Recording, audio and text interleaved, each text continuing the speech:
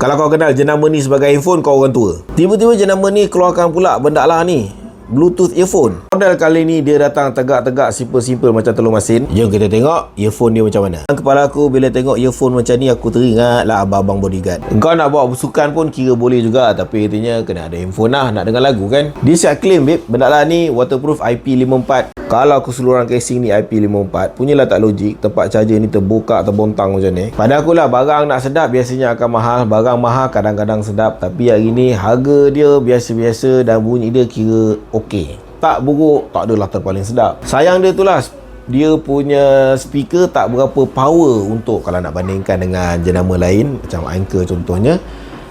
Tetapi pakai dia ni boleh selesa. Artinya kau boleh pakai dia untuk satu jangka masa yang panjang dan lama. Tentang sini pula, dia bukannya cocok ke dalam lubang telinga, tetapi dia tergantung. Jadi kau akan selesa lah. 5 jam santai-santai, 40 jam santai-santai. Okey kan? Macam aku sorry lah, aku tengah cakap aku tak pakai translate bahasa ni.